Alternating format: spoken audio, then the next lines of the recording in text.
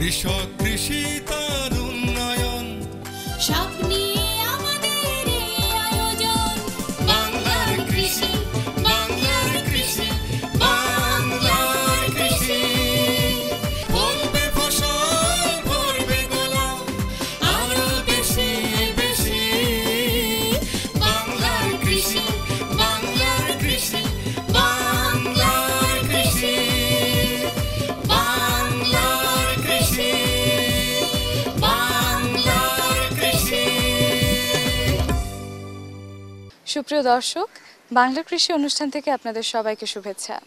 কৃষি তথ্য, প্রযুক্তি, পরামর্শ এসব নিয়ে আমাদের প্রতিদিনের কৃষি বিষয়ক অনুষ্ঠান বাংলার কৃষি। কৃষক ভাইরা আমাদের আজকের বাংলার কৃষি অনুষ্ঠানে দেখবেন এ সময় আপনার মাঠ ফসলের করণীয় সম্পর্কে একটি মাঠ প্রতিবেদন, সেই সঙ্গে কৃষি বিষয়ক কিছু গুরুত্বপূর্ণ তথ্য এবং পরামর্শ, আর শেষাংশে থাকছে প্রাণী সম্পদ বিষয়ক প্রতিবেদন। শুরুতেই মাঠ প্রতিবেদন।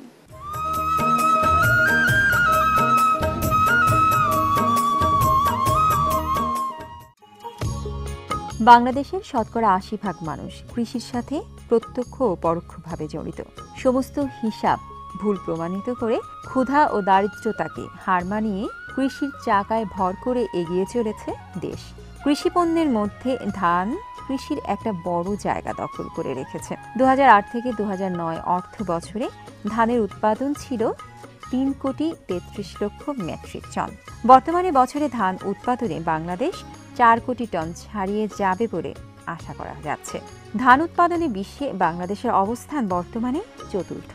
ভাতের বিকল্প হিসেবে আলু একটি উৎকৃষ্ট শর্করা জাতীয় খাবার। আলু উৎপাদনে বাংলাদেশ বর্তমানে স্বয়ংসম্পূর্ণ। নিজেদের চাহিদা মিটিয়ে অতিরিক্ত আলু বিশ্বের বিভিন্ন দেশে রপ্তানি হচ্ছে। ২০১৪ থেকে ২০১৫ অর্থ বছরে ৫০ লক্ষ মেট্রিক টন আলু রাশিয়ায় রপ্তানি হয়েছে। আলু উৎপাদনে বাংলাদেশ বিশ্বে দশম।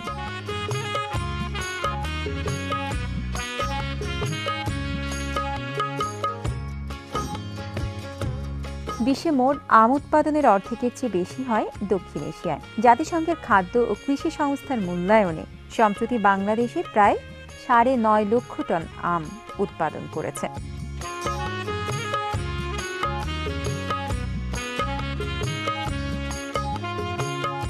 আম উৎপাদনে বিশ্বে বর্তমানে বাংলাদেশের অবস্থান সপ্তম। আশার কথা হলো বাংলাদেশের ল্যাংড়া ও আমরুপালি আম যুক্তরাজ্যে রপ্তানি হচ্ছে। আম ছাড়াও এদেশে বিভিন্ন ফল দেশের চাহিদা মিটিয়ে বিদেশে রপ্তানি হচ্ছে। খাদ্য ও কৃষি সংস্থা FAO এর মতে বাংলাদেশের ফল উৎপাদন বৃদ্ধির হার বিশ্বের সবচেয়ে এগিয়ে।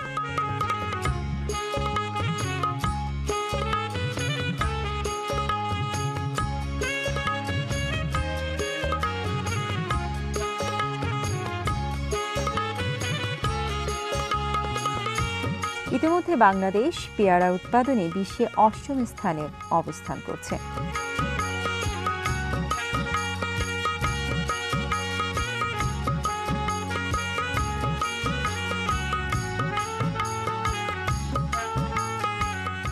ডাল, তেল, মশলা ও শাকসবজি উৎপাদনে বাংলাদেশের সফলতার হার উল্লেখযোগ্য।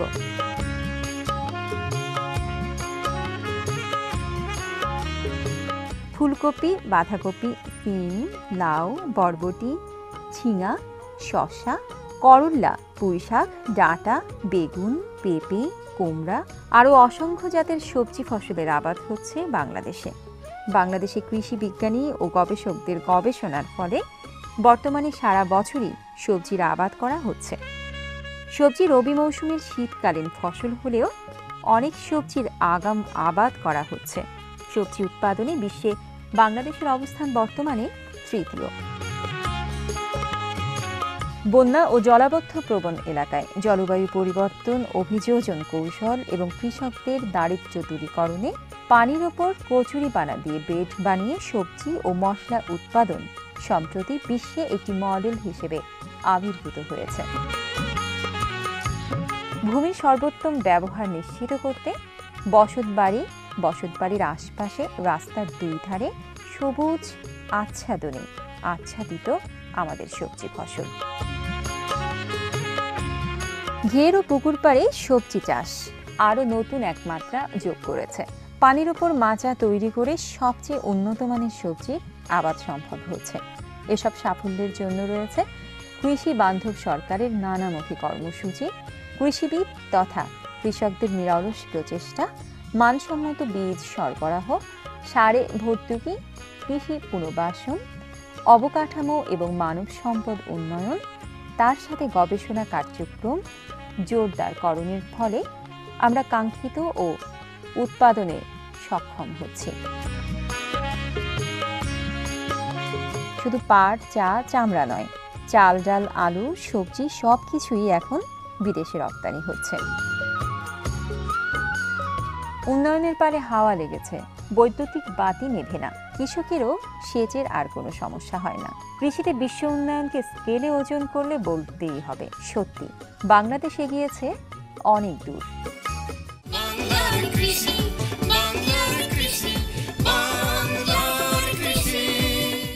কৃষক ভাইরা দেখছেন বাংলাদেশ টেলিভিশনের প্রতিদিনের কৃষি বিষয়ক অনুষ্ঠান বাংলার কৃষি। এ সময় আপনার মাঠ ফসলের করণীয় সম্পর্কে আপনাদের জানাতেই আমাদের এই বাংলার কৃষি। সঙ্গেই থাকুন এবারে প্রাণী সম্পদ বিষয়ক প্রতিবেদন।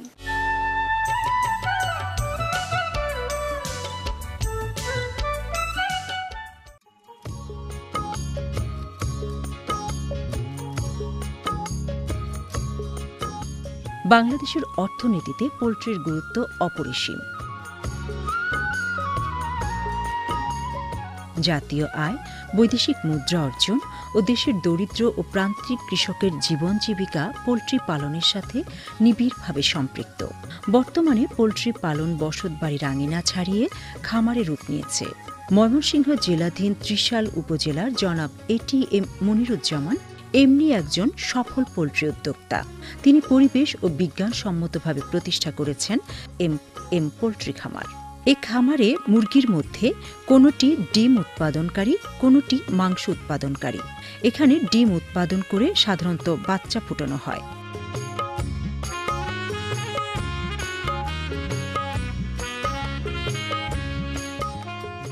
বাংলাদেশে বিভিন্ন জায়গায় পোল্ট্রি সেক্টরে কাজ করি। সেই অভিজ্ঞতার আলোকে আমি নিজস্ব একটা ছোট্ট ফার্ম শুরু করি। আস্তে আস্তে সেই ফার্মের যাত্রা স্বরূপ আমি যখন আমার শিক্ষা, মেধা এবং প্রজ্ঞায় আমি যখন একটু আগায় আসতে শুরু করলাম, তখন আমার নিজস্ব চিন্তায় আমি চিন্তা করলাম যে বৃহত্তর ময়মনসিংহে সোনালী মুরগি আমাদের এখানে নেই। বগুড়া এবং জয়পুরহাটে এটার প্রচলন বেশি। তখন আমি এই বৃহত্তর ময়মনসিংহে সোনালী মুরগির প্রচার এবং মুরগির যে ব্যাপকতা শুরু করার লক্ষ্যে 2013 থেকে আজকে পর্যন্ত আমি এই সোনালী প্যারেন্টস থেকে আমার বাচ্চা উৎপাদন হচ্ছে এবং এই বাচ্চা বাংলাদেশের বিভিন্ন জায়গায় আজকে চলে যাচ্ছে। এবং বিশেষ করে আমি আমার বাচ্চা যারা এখান থেকে আমি 3টা বিষয় আমি এখানে ইনশিওর করি। একটা হলো বাচ্চার গুণগত মান নিশ্চিত করি যে বাচ্চারা আমার 100% A গ্রেড যাতে হয় এবং বাচ্চার মর্টালিটি আমার কম হবে এবং রোগ বালাই কম হবে। দ্বিতীয় হলো যে অল্প দিনেই সেটা ওজনে আসে। এটা নিয়ে আমি দীর্ঘদিন ধরে আমি একটা গবেষণা তথ্য তৈরি করি নিজেই। সারা বাংলাদেশে প্রোটিন হ্যাচারির বাচ্চাগুলি উৎকৃষ্ট মানের বলে বিবেচিত হয়েছে এবং পরিচিত লাভ করেছে। এখন আমার অসংখ্য খামারে রয়েছে, যে সকল যুবক যুবতীরা বেকার ছিল তাদেরকে আমি উদ্বুদ্ধ করি যে এই মুরগি পালনে লাভ হয় এবং এই মুরগি পালন করে তারা অনেক অর্থ উপার্জন করছে এবং তারা লাভবান হচ্ছে। আমার অনেক মহিলা উদ্যোগীরা এই মুরগি পালন করছে, 500, 300, 400 এরকম করে ছোটো ছোটো খামারি করে তারা এই মুরগি পালন করছে। এই মুরগি পালন পদ্ধতি অত্যন্ত সহজ। আমি সেই বিষয়ে একটা সম্যক জ্ঞান ধারণের জন্য একটা প্রশিক্ষণ কেন্দ্র আমি শুরু করেছি। এই খামারে সে উদ্দেশ্যে সোনালী প্যারেন্টের রয়েছে একটি বিশাল শেড। এখানে সোনালী মুরগির সংখ্যা প্রায় 2000টি। এই মুরগির বয়স 120 দিন হলে ডিম দেয়। এই খামারে প্রতি 9টি মুরগির জন্য একটি করে মোরগ রাখা হয়েছে। তারা সময় মতো ডিম সংগ্রহ করে উপযুক্ত ডিমগুলো ইনকিউবেটরে সাজিয়ে বাচ্চা উঠানোর ব্যবস্থা গ্রহণ করে। এই খামারে জৈব নিরাপত্তা সঠিকভাবে মেনে চলা হয়।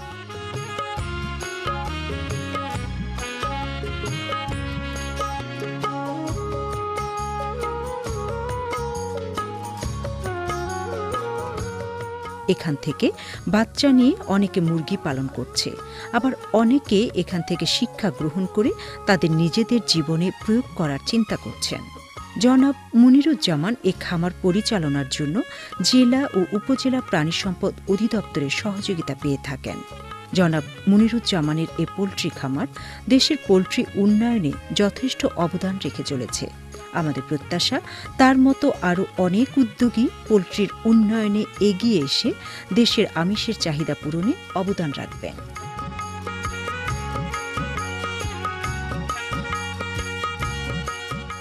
চিটাং পোল্ট্রি খামার থেকে তাকে আমরা বাচ্চা এনে দিয়েছি। উনি বাচ্চা আনার পরে উনি এখন আমাদের এই ময়মনসিংহ জেলায়, আপনারা সবাই জানেন বগুড়াতে সবচেয়ে বেশি সোনালী মুরগি চাষ করা হয়, কিন্তু ময়মনসিংহের এরকম কোনো হ্যাচারি ছিল না যেখানে সোনালী মুরগি হয়। আমি মনে করি যে এই মনোয়ারা বেগমের উদ্যোগে এবং তার স্বামী মনিরুজ্জামান দুজনে মিলে একটা সুন্দর একটা হ্যাচারি স্থাপন করেছে, যেখান থেকে বাচ্চা স্বল্প মূল্যে মাত্র 20 টাকা মূল্যে উনি এই বাচ্চা আমাদের ময়মনসিংহ জেলার বিভিন্ন উপজেলাতে তার বাচ্চা সরবরাহ করে। আমাদের ময়মনসিংহ অঞ্চলের যে সোনালী মুরগির যে চাহিদা অনেকাংশে সে পূরণ করতেছে। এখান থেকে যে বাচ্চা উৎপাদন হচ্ছে, এই বাচ্চা থেকে আমরা কম মূল্যে স্বল্প মূল্যে মানুষের আমিষের চাহিদা, বিশেষ করে মাংস এবং ডিমের চাহিদা অনেকাংশে পূরণ হবে। যে সামগ্রিকভাবে যদি এরকম বেকার যে যুবক আছে তারা যদি আগে আসে, সারা বাংলাদেশের আমিষের চাহিদা, আমরা ডিম এবং মাংসের মধ্যে আমিষের চাহিদা সম্পূর্ণভাবে আমরা পূরণ করতে পারবো। বাংলার কৃষি, বাংলার কৃষি, বাংলার কৃষি। দেখছিলেন প্রাণী সম্পদ বিষয়ক প্রতিবেদন। এরই সঙ্গে শেষ করছি আমাদের আজকের বাংলার কৃষি। বাংলার কৃষি আগামীকাল একই সময় প্রচারিত হবে। এছাড়াও আমাদের অনুষ্ঠান সম্পর্কে আপনার যে কোনো মতামত আমাদের লিখে পাঠাতে পারেন। আমাদের লিখবার ঠিকানা প্রযোজক বাংলার কৃষি, কক্ষ নং 222, বাংলাদেশ টেলিভিশন, টেলিভিশন ভবন, রামপুরা, ঢাকা। আমাদের ইমেইল নাম্বার banglarkrishi@ais.gov.bt। আমাদের ফেসবুক আইডি বাংলার কৃষি। আপনারা ইচ্ছা করলে আমাদের অনুষ্ঠানটি ইউটিউবেও দেখতে পারেন। কৃষক ভাইরা আপনারা ভালো থাকবেন, সুস্থ থাকবেন এই কামনায় শেষ করছি আমাদের আজকের বাংলার কৃষি। আল্লাহ হাফিজ। কৃষক কৃষি তার উন্নয়ন, স্বপ্ন